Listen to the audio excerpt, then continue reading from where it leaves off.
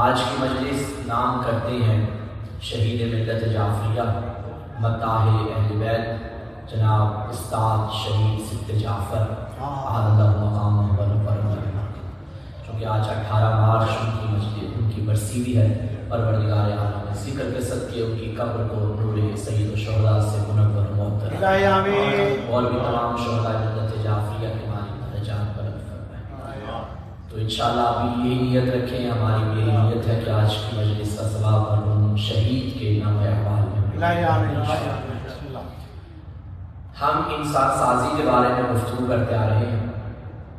انسان سازی کے لیے کامیاب اور ناکام انسانوں کو پہچاننا بہت ضروری ہے، اور قرآن مجید نے ایسے لوگوں کی نشاندہی کروا دی ہے۔ پورے قرآن میں کسی مقام پہ کامیاب لوگوں کا تذکرہ کیا اور کسی مقام پہ ناکام لوگوں کا تذکرہ کیا۔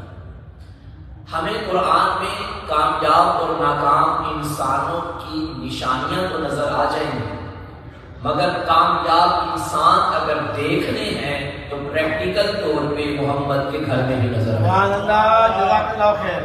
کامیاب انسانوں کی جو نشانیاں قرآن مجید نے بیان کی وہ پریکٹیکل طور پہ، عملی طور پہ اگر کسی ذات میں پائی جاتی ہیں، وہ ذات یا علی کی ذات ہے، یا علی کے بیٹوں کی ذات ہے، یا علی کی بیٹیوں کی ذات ہے۔ مصطفیٰ و آل مصطفیٰ کا وہ گھر ہے کہ جس کے در پہ جھکے بغیر انسان کامیابی تک نہیں پہنچ سکتا اور نہ ہی خود کو سنوار سکتا ہے۔ من عرف نفسہ فقد عرف ربہ کی منزل تک پہنچنے کے لیے، اپنے آپ کو پہچاننے کے لیے پہلے آل محمد کی پہچان بہت ضروری ہے، جنہوں نے انسان کو انسان بنایا ہے۔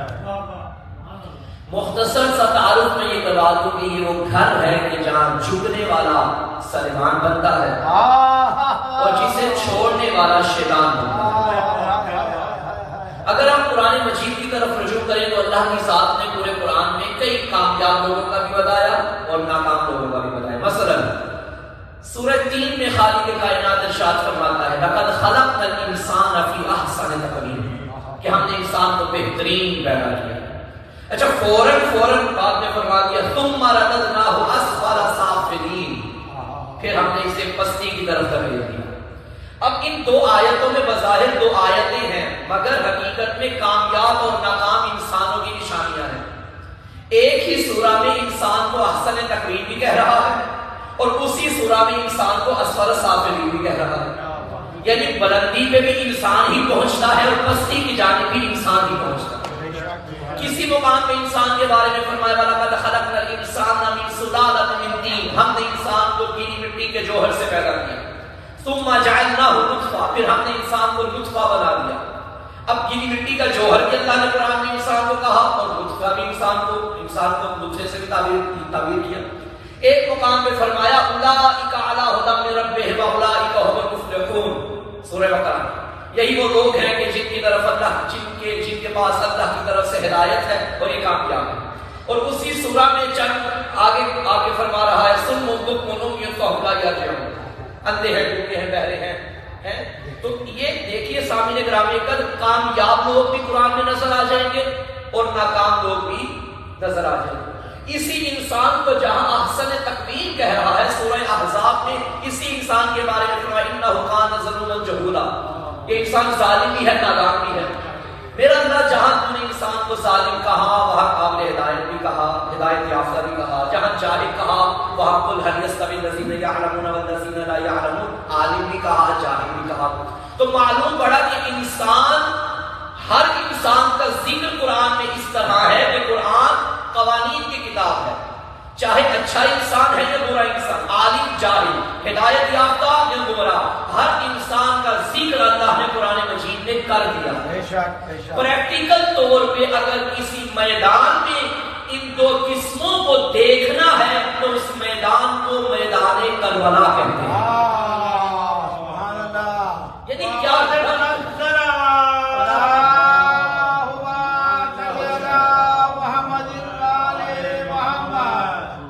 ربط ہے قرآن مجید کا اور کربلا کا؟ جو قرآن نے اشارے کیے تھے وہ کربلا نے وضاحتی طور پہ بیان کر دیا، جو قرآن نے بیان کیا تھا وہ کربلا نے عملی طور پہ ہمیں دکھایا۔ جاہل بھی نظر آئے گا، گمراہ بھی نظر آئے گا، نطفے کی پیداوار بھی نظر آئے گا، اور ایک طرف عالم بھی نظر آئے گا، طاہر بھی نظر آئے گا، نورانی پیکر بھی نظر آئے گا۔ بلکہ الفاظ بدلوں کہ کربلا کیا ہے؟ اسلام کا حقیقی چہرہ حسین ہے اور کفر کا دھبا یزید ہے۔ جس کے گھر میں شیطان پلا وہ یزید ہے، جس کے گھر میں قرآن پلا وہ حسین ہے۔ ارے جو سورۃ خنزیر ہو وہ یزید ہے، جو سورہ کوثر کی تفسیر ہو وہ حسین ہے، جو سنگ ثقیفہ ہو وہ یزید ہے، جو کعبے کا نگینہ ہو وہ حسین ہے، جو شام کی تاریکی ہو وہ یزید ہے، جو نور مبین ہو وہ حسین ہے، جس کے گھر میں شیطان پلے وہ یزید ہے، جس کے گھر میں قرآن پلے وہ حسین ہے۔ ارے میں سونا کی پھول ہو تو یزید بنتا ہے، فرزند بطول ہو تو حسین بنتا ہے۔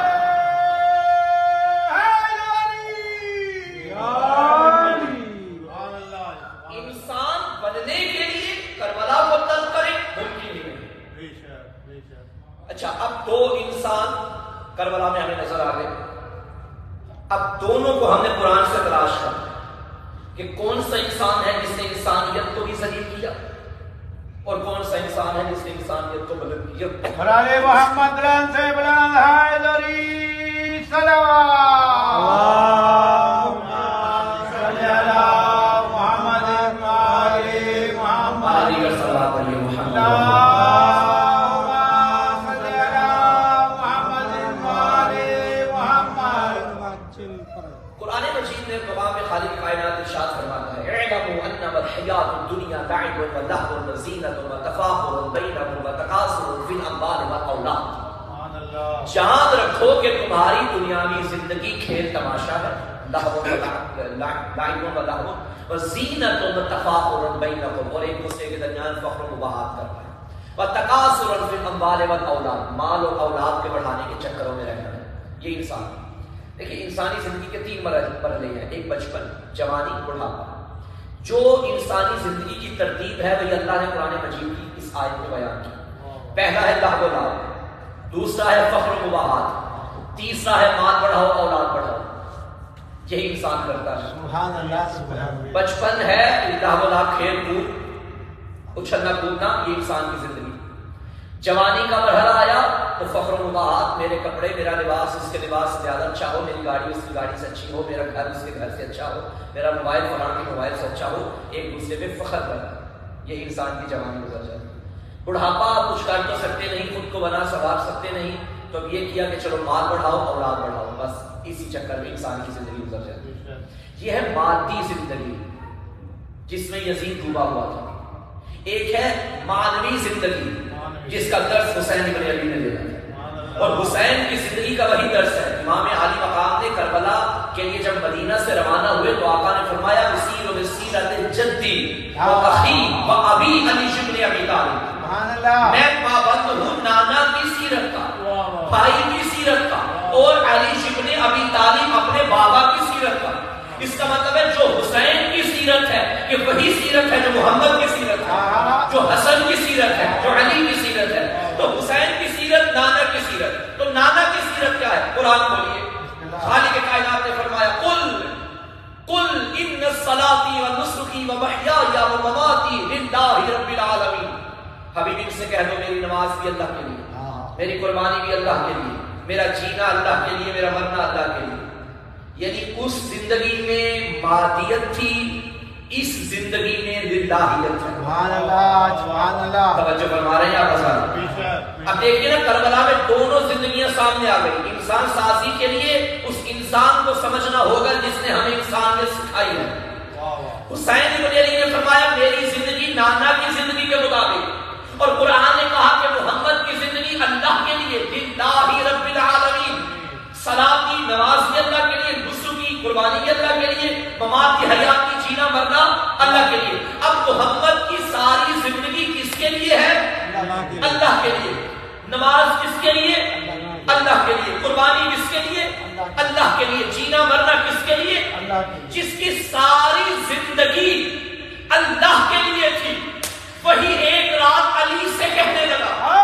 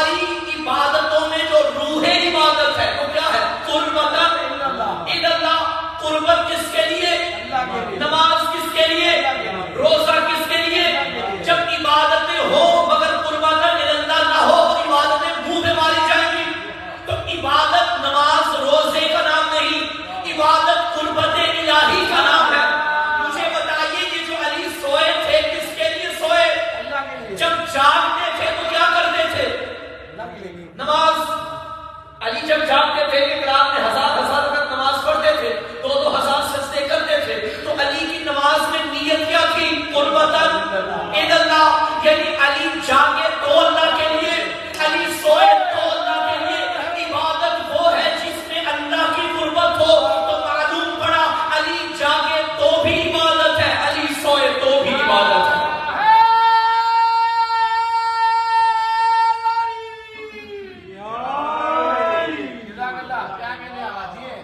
علی کا جاگنا بھی عبادت، علی کا سونا بھی عبادت۔ اب علی سو گئے اللہ کے لیے، علی کا وجود بستر محمد پہ کس کے لیے؟ اللہ کے لیے۔ میرا اللہ میں سویا ہوں تیرے لیے، میرا سر تیرے لیے، میرا وجود تیرے لیے، میرا چہرہ تیرے لیے، میری آنکھیں تیرے لیے، میری زبان تیرے لیے، میرے ہاتھ تیرے لیے، میرے کان تیرے لیے۔ اس کا مطلب ہے علی کی آنکھیں عین اللہ، علی کا چہرہ وجہ اللہ، علی کی زبان لسان اللہ، علی کے کان اذن اللہ۔ جب سر تک سارا وجود ہو اس کے لیے، پھر بنتا ہے علی جو ولی اللہ۔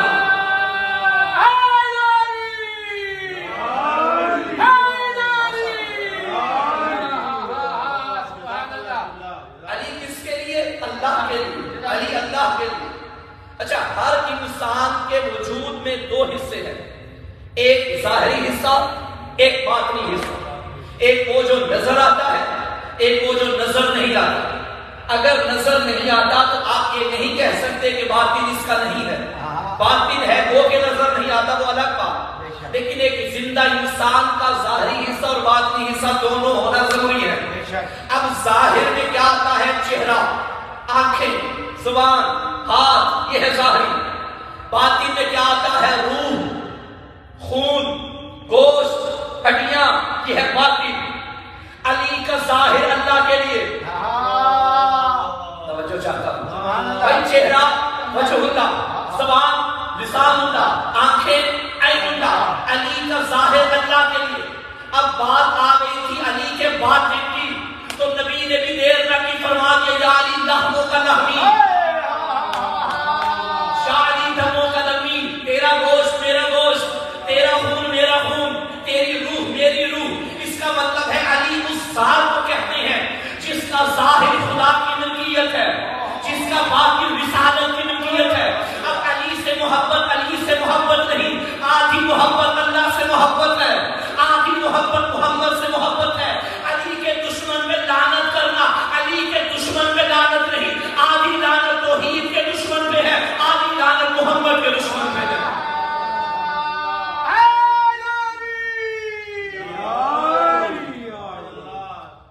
علی کا سارا وجود اللہ کے لیے۔ علی دنیا میں آئے تو اللہ کے گھر میں، علی دنیا سے جائے تو اللہ کے گھر سے۔ اس کا مطلب ہے علی کی زندگی کی ابتدا بھی للہیت پہ، علی کی زندگی کا اختتام بھی للہیت پہ۔ علی سارا زندگی، سارا وجود، ساری زندگی اگر کسی کے لیے جیا ہے تو اسے خدا کہتے ہیں۔ توجہ ہے سامنے کو کرم۔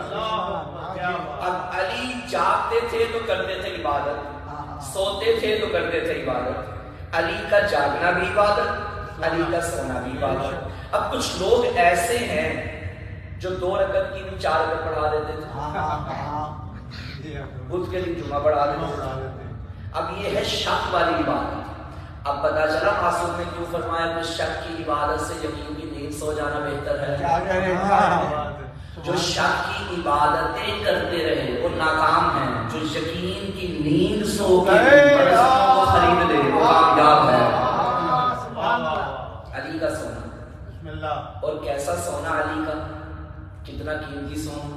سونا ویسے بھی قیمتی ہوتا ہے بے شک، اور علی کا ہو کتنا قیمتی ہوگا۔ دیکھیے اتنا حسین سونا تھا علی کا کہ نہ سونے والا بھی اس کے سونے پہ عاشق ہو گیا، اور اس نے چاہا کہ میں یہ سونا خرید لوں۔ سوال کیا سونا بیچے گا؟ اس نے کہا ہاں۔ تو خریدے گا؟ اس نے کہا ہاں۔ تو بیچنے والا بن. اس نے کہا قیمت کیا دے گا؟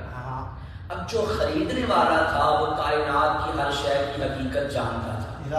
اس نے پوری کائنات کو اپنی قدرت کاملہ سے دیکھا، کوئی شے اس قابل نظر نہ آئی اس کے سونے کی قیمت بن سکے. اس نے کہا کہ یوں کرتے ہیں میری مرضیاں لے لے، اپنا سونا مجھے دے دے.